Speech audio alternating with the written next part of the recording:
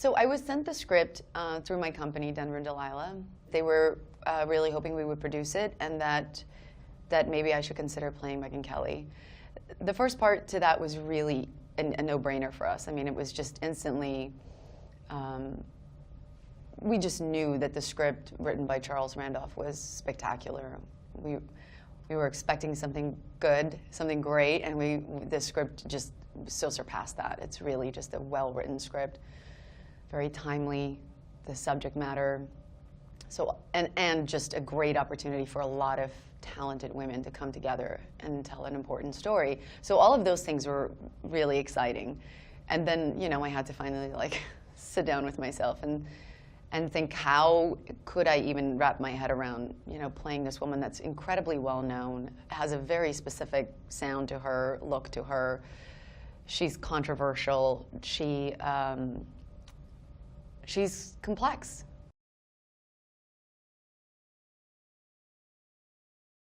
Jay Roach, our filmmaker who ended up directing this, and also our producer, he was really the one that kind of like, he gave me that extra little push just over the end line. I trust him immensely. He's a friend of mine.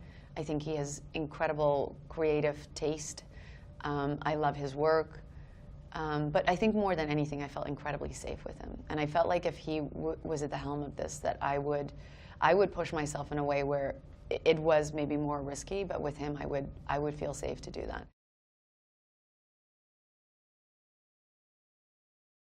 Today, I think we look at these stories and we see how universal they are, because we're hearing more about them. And the conversation is, it's in the news. People are talking about it. And how nice to go back to the people who actually catapulted us into this, because really, this was the first of its kind. It was a year and maybe a half later, it was Harvey Weinstein. So this was the precipice of it, and it was a really important moment. And to have all of this noise around it is really great. You know, it's undeniable. It's a story that people cannot ignore anymore. And then, how do you do that in a way where you can go and watch it in a theater and enjoy yourself? Be devastated, be angry, be mad, but also laugh at the absurdity that this is even happening.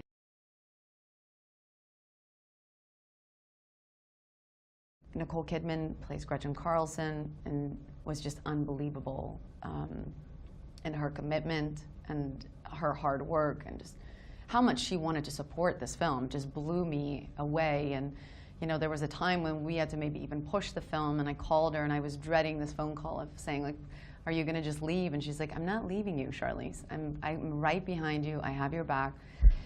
And that was incredibly moving to have that kind of support from women.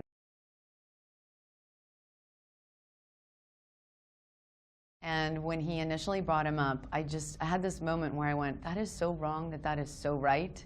It was just so out of the box casting, and Jay is so good at that. And instantly we all just went, we would have never come up with that, but that is brilliant. Because ultimately, you want an actor to be able to, first of all, step into a story that's not focused on him, but really focused on the female perspective, and that already is a heart feat. So to get a guy who has the kind of heart and soul and this kindness and generosity that John Lithgow has is already like 50% of it, right? And we knew that he would come and support all of that. But outside of that, he was just a great Ailes. Like, once he got into hair and makeup and came out, and the amount of research he did, and this angle that he came from, yet again, that I was so proud of. You know, he never shied away from the fact that this guy, Roger Ailes, was incredibly charismatic, and that people loved him.